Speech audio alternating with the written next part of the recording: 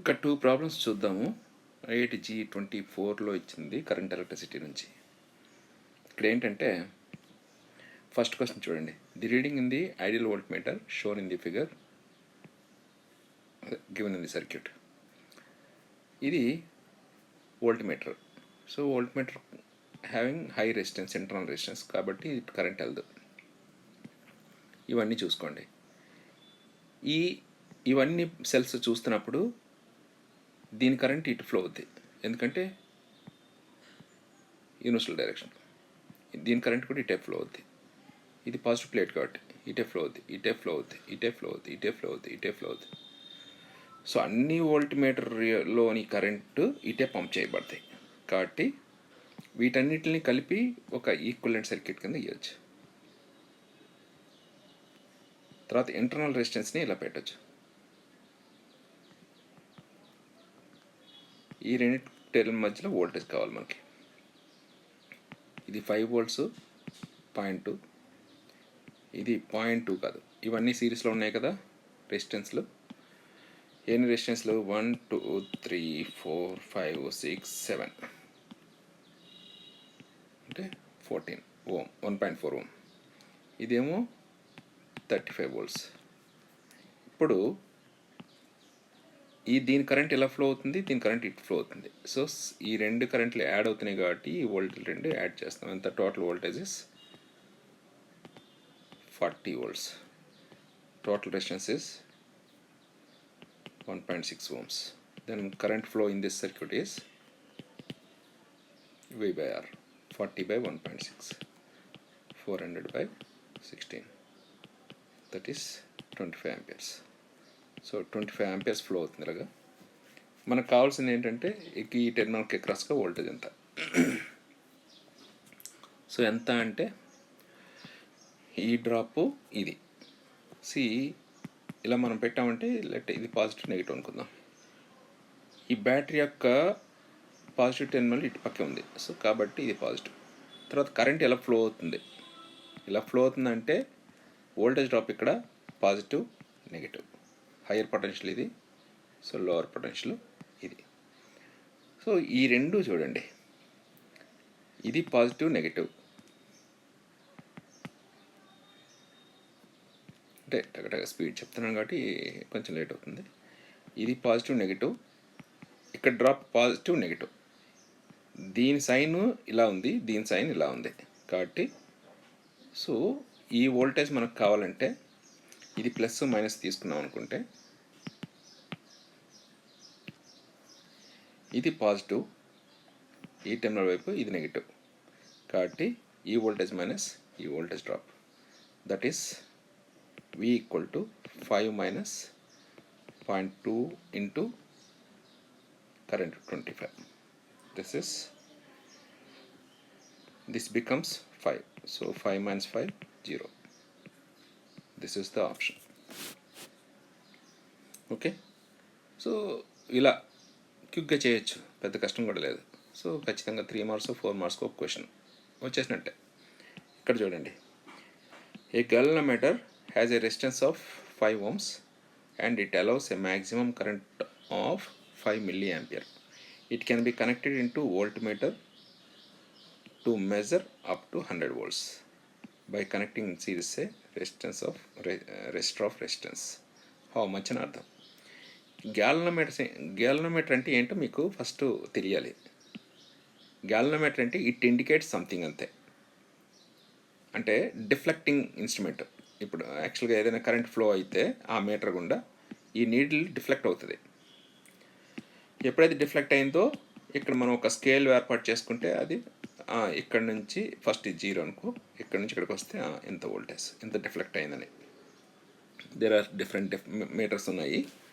So నా ఇప్పుడు galvanometer first fundamental మీరు నేర్చుకుంటే ఈజీ అవుతుంది. గ్యాలనోమీటర్ ఏంటంటే ఓన్లీ డిఫ్లెక్ట్ అవుతుంది అంతేగాని, అంటే అందులో కరెంట్ ఫ్లో అవుతుందా లేదా అనేది చూపిస్తుంది అంతే.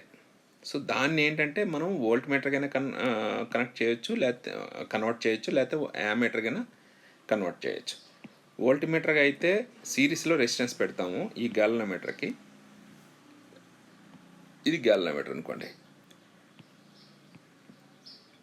ఇప్పుడు this is very delicate instrument. దీనికి కొంత రెసిస్టెన్స్ ఉంటుంది, కొంత కరెంట్ని మాత్రమే బేర్ చేయగలదు, అంతకంటే మించితే కాలిపోద్ది మీటర్. కాబట్టి ఇది మ్యాక్సిమం కరెంట్ ఎంత అన్నాడంటే 5 మిల్లీ యాంపియర్ వెళ్తున్నాడు. 5 మిల్లీ యాంపియర్. ఇంతకంటే కానీ కరెంట్ కానీ ఇందులో వెళ్తే ఇది కాలిపోద్ది.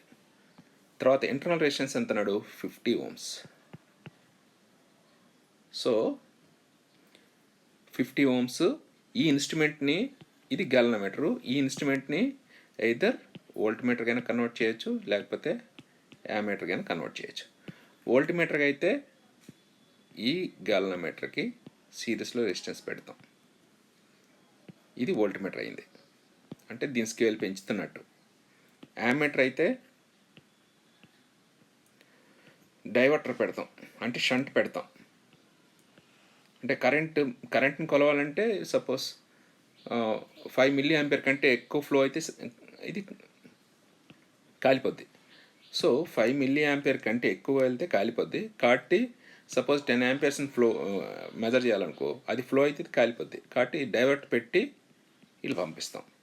అంటే 0 to 10 యాంపియర్ మెజర్ చేసినట్టుగా ఈ ఇన్స్ట్రుమెంట్ని నువ్వు డిజైన్ చేయాలనుకుంటే షంట్ పెడతాం, ఇది సిరీస్ పెడతాం. షంట్ పెట్టడం వల్ల ఏమవుతుందంటే, ఇప్పుడు 10 మిల్లీ యాంపియర్ వెళ్ళగానే 10 యాంపియర్స్ ఇలా వెళ్ళగానే ఇటుపక్క మాత్రం 5 మిల్లీ యాంపియర్ మాత్రమే పంపిస్తాం. రిమైనింగ్ అంతా అంటే 10 మైనస్ 5 మిల్లీ యాంపియర్ ఇటు డైవర్ట్ చేస్తాం. అర్థమైంది కదా? ఇప్పుడు సపోజ్ 5 యాంపియరే వచ్చిందనుకో, ఇది మెయిన్ కరెంటు 5 యాంపియర్స్ వెళ్తుంది అనుకో, అప్పుడు 5 మిల్లీ యాంపియర్ ఇటు వెళ్దు, సమ్ పార్ట్ ఆఫ్, ఎందుకంటే సిరీస్ ప్యారలల్ ఇది, కొంత పార్ట్ ఆఫ్ దిస్ కరెంట్ మాత్రం ఇలా వెళ్తుంది, రిమైనింగ్ కరెంట్ అంతా ఇటు వెళ్తుంది అనమాట.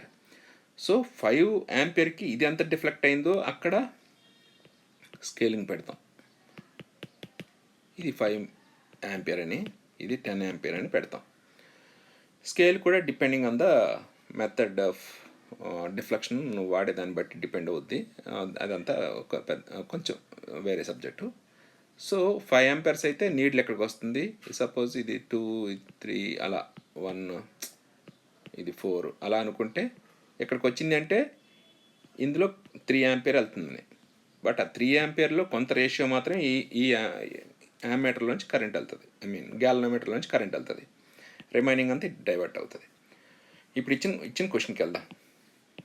ఇది కొంచెం మీరు ఈజీనే, బట్ ఒకేసారి అది నేర్చుకుంటే రిమైనింగ్ కూడా ఇది ఈజీగా నేర్చుకోవచ్చు. సో ఇచ్చిన క్వశ్చన్ చూద్దాం. A galvanometer has a resistance of 50 ohm and maximum current 5 milli ampere.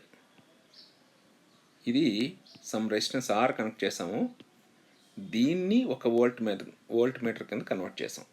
ఈ ఆర్ ఎంత అయితే ఇది 100 వోల్ట్స్కి మెజర్ చేసేటట్టుగా ఈ ఇన్స్ట్రుమెంట్ని తయారు చేస్తాను. అంటే ఇక్కడ 100 వోల్ట్స్ ఇస్తే ఇది కాలిపోకూడదు, ఎందుకంటే సపోజ్ ఇది లేదనుకోండి, డైరెక్ట్గా 100 వోల్ట్స్కి ఇది కనెక్ట్ చేస్తే ఏమవుద్దో చూడండి.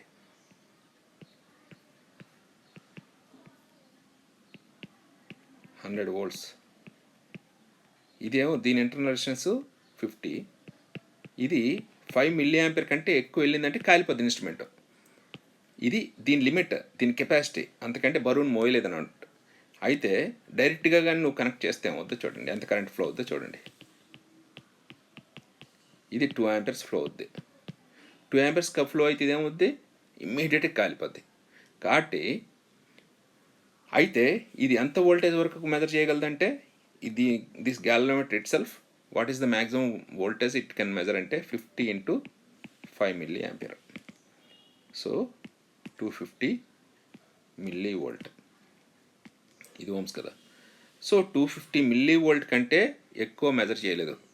కాబట్టి సిరీస్లో రెసిస్టెన్స్ పెడితే దాన్ని కెపాసిటీ ఎన్హాన్స్ చేస్తున్నట్టు, అంటే అది ఇంకొంచెం వోల్టేజ్ ఎక్కువ మెజర్, ఎంత వోల్టేజ్ కావాలంటే అంత సిరీస్లో పెట్టడం, రెసిస్టెన్స్ని పెడితే అంత హైక్ అవుద్ది.